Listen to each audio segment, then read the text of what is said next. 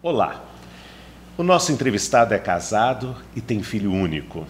E ele é casado com a sócia dele de uma loja badalada de roupas aqui em Araçatuba. Ele também é conhecido por ter muita fé e é principalmente sobre essa fé que nós vamos falar hoje. Olá, João Pedro.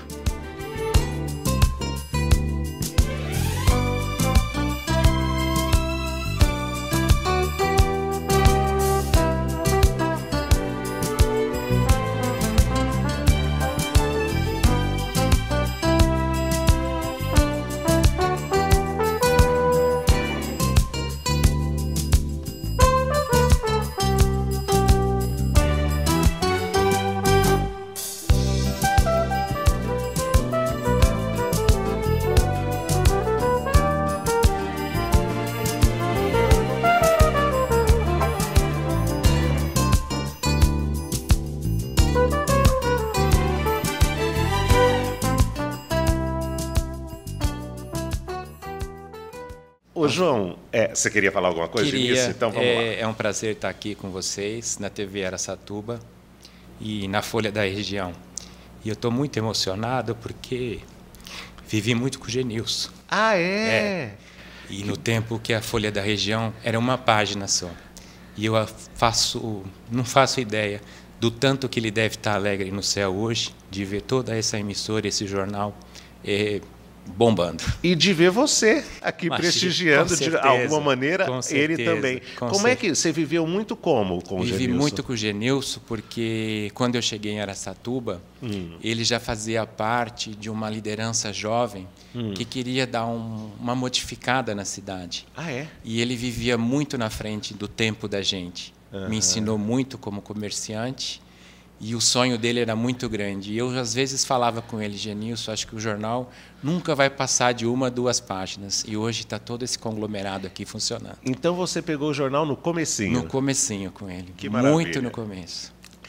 Basicamente, a nossa entrevista com você hoje é sobre fé. E vocês sabem que eu gosto muito dessa história de falar de fé com o João, porque ele não é daquele que fala de fé e que vira só espiritual. Depois da meditação, ele é capaz de sair no trânsito e xingar. E quando a gente pergunta para ele se isso acontece, ele diz que acontece sim. Então eu gosto disso. Eu quero saber de onde vem sua fé. A minha fé, conforme a gente trabalhou na pré-entrevista, né? Eu era muito menino, tinha 3 anos. E ela vem de uma coisa muito doce, de uma coisa de criança mesmo, que não tem ainda uma compreensão do mundo. Mas eu passava muito no quarto da minha mãe e reparava que lá tinha uma imagem de Nossa Senhora. E às vezes aquilo começou a me tocar. E um dia minha mãe me viu muito perto daquilo e eu consegui perguntar para ela o que significava aquilo. E ela me disse, é a mãe do menino Jesus, a mãe do Papai do Céu. E a partir daí, o meu relacionamento com aquilo foi muito intenso, muito grande. Eu ajoelhava lá, como todas as crianças, que têm medo de perder o pai, os irmãos, né? E ali eu fazia todas as minhas orações, num relacionamento, talvez um dos mais preciosos que eu tive na minha vida com Deus. Então começou bem cedo. Bem cedo. Bem cedo. E de uma forma muito pura. Eu não sei se você já teve a oportunidade de ver, tem um filme que chama Marcelino Pão e Vinho. E a forma como ele se trata com Jesus Cristo é mais ou menos daquele tamanho. Ele pergunta se Jesus está com frio, se quer comer alguma coisa, se precisa de alguma coisa, entendeu? Então foi de onde realmente nasceu a minha fé. Ô João, mas que você já tinha no contexto familiar todo esse ambiente de fé. Você tinha um avô que era um arquiteto sacro. Conta um pouco disso. Com certeza. A gente é uma família que sempre esteve muito junto de Deus, entendeu?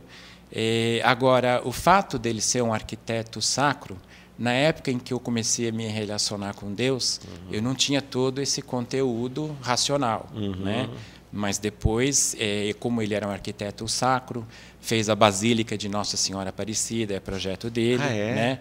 E muitas igrejas no estado de São Paulo e no Brasil inteiro. Então, facilita um pouco, o ambiente realmente influencia muito na gente. Você sempre teve uma relação muito forte com o Natal. Fale do Natal na sua família. O Natal é bacana. Até de uma das fotos que você me pediu para que trouxesse, É uma mesa de Natal já arrumada para o dia de Natal na minha casa.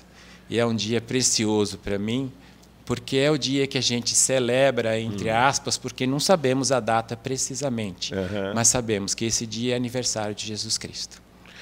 Mas você falou também, você falou assim, eu amo o Natal, mas sinto que o principal convidado do dia ele anda meio esquecido? Você me Não disse acho. isso, Às não? vezes os padres ficam bravos com a gente, porque existe realmente uma força do consumo no Natal, né? E eu retruco às vezes e falo, não acredito que seja só isso, porque é um dia do ano em que as famílias vêm de longe, entendeu? E sempre vem um presente junto com isso. E esse presente, apesar de ser consumo, apesar de ser matéria, entendeu? Ele praticamente é um ano que ajuda a indústria, o comércio, atrás tem alguém trabalhando, fabricando aquilo, né? E no fim é esse presente que a gente entrega para todos, né? E com certeza Jesus Cristo está nesse presente. Eu vou fazer uma provocação. Pode fazer. Será que você não gosta tanto de Natal, porque também no Natal 718 vende para chuchu, com não? Certeza, também, com né? certeza, com certeza, com certeza. Ô, João, você fez a primeira comunhão e aí passou a frequentar a missa com regularidade. Com certeza. E você ia toda semana à missa? Eu ia toda semana. Depois a gente cresce um pouquinho, né? E aí a gente começa a ficar jovem. Adolescente, né? Aqueles hormônios todos mexendo com a gente, né? Com vontade de conhecer o mundo, de desafiar o mundo. E aí a gente se afasta um pouquinho, como eu me afastei da igreja nessa época. Você se afastou da igreja, então, na adolescência, porque você falou que o mundo ficou um pouco pop, né? Você foi com certeza, o mundo super pop. Nós pegamos aquele ano de 68, né? Em que essa revolução, eu acho que até hoje não acabou. Não acabou. Ela ainda continua muito viva. Aí você batizou o seu filho único, né?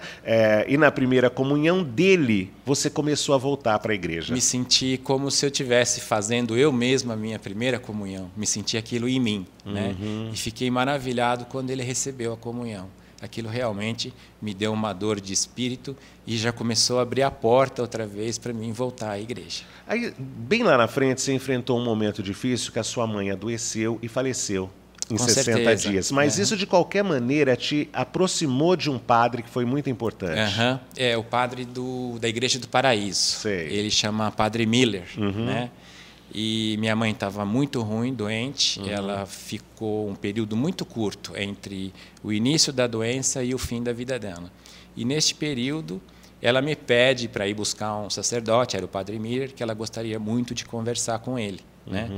E eu retruquei até um pouquinho. Eu falei, mãe, mas pelo amor de Deus, eu tenho que sair daqui agora do meu trabalho para ir buscar um padre. Queria que fosse naquela hora ainda. Queria que fosse naquela hora, porque acho que ela estava num momento realmente precisando. Né? E eu fui, ele me atendeu muito bem lá na Igreja do Paraíso, né? Conversou muito com a minha mãe. E na volta, ele me perguntou, você frequenta a missa, tem ido à missa? Eu disse mais ou menos. Né? E ele me disse uma coisa muito bacana. Ele falou... vou fazer as minhas orações e, com certeza, te espero e tenho a certeza de que domingo você já vai estar na missa aqui comigo. E, a partir daí, nunca mais falhei. E eu tenho que perguntar, eu quero saber se, a partir daí, você nunca mais falhou, não teve como uma coisa assim, eu quero segurar minha mãe viva. Não nesse sentido, no sentido de frequentar a missa, né? E conforme a gente vai estudando, né, a razão ela vai nos levando a entender o que é a fé, que a fé é aquilo que a razão não pode comprovar, né? E dentro disso, já muito de poucas semanas agora, uma coisa que me deixou muito alegre e muito contente é um novo entendimento da missa, né? E que a gente sai de casa não para ir na missa, para ficar naquilo que pode e não pode, que a gente acha que é a religião, desculpa. Mas eu saio de casa para me encontrar com Jesus Cristo. É um grande amigo que eu tenho. Tenho que provocar de novo. Você não o encontra dentro de casa também? Jesus Cristo? Naquele dia é o dia do Senhor, é domingo, é eu que vou até Ele. E nos outros Ele vem a você. Ele vem até mim, com certeza. Eu me lembro de você ter dito também, com discernimento pude exercitar minha fé. Ok. Como é isso? Isso é assim, a gente precisa estudar. Né? Eu, para ser comerciante, comecei a ser comerciante por um impulso, por uma intuição, né? Mas para mim poder exercer o comércio na sua plenitude e a fé na minha plenitude, eu tenho que usar a razão e estudar sobre o que é isso. Mas Deus vem pela experiência da fé, aí afasta um pouquinho. A experiência religiosa vai acontecendo aos poucos. Aos poucos, com certeza. Ela não pode ser de uma vez, Arthur. Ninguém suporta isso. Vivi uma experiência mística e uma filosófica dentro das religiões. Difícil, porque quando a gente toca nesse assunto entre filosofia e religião, eu acho que o que mais conseguiu fazer uma junção disso é São Tomás de Aquino. Que ele tanto mostra que tudo que está atrás da religião e que já vem da filosofia grega, vem das outras tradições religiosas, é toda uma preparação para que a gente possa compreender a Deus. É difícil isso, não é fácil explicar. O que é que diz mesmo o Frei Inácio, Inácio Larrañaga, do Chile? É uma das coisas bonitas que eu gosto e aprendi muito com ele, e que a gente, nesse momento, a gente tem que abrir mão da razão, é o abandonar-se em Deus. E o que é abandonar-se em Deus? Nas horas das nossas dificuldades, das nossas alegrias, das nossas tristezas, é um momento do dia, 5 minutos por dia, abandonar-se em Deus nos torna uma pessoa melhor, com capacidade de enxergar o outro com muito amor. Eu me lembro de que na pré-entrevista, no escritório dele, eu provoquei também, porque ele estava me mostrando onde é que ele se recolhia para meditar. E eu perguntei a ele, depois de meditar, você sai melhor? Você sai e trata o funcionário e os amigos melhor?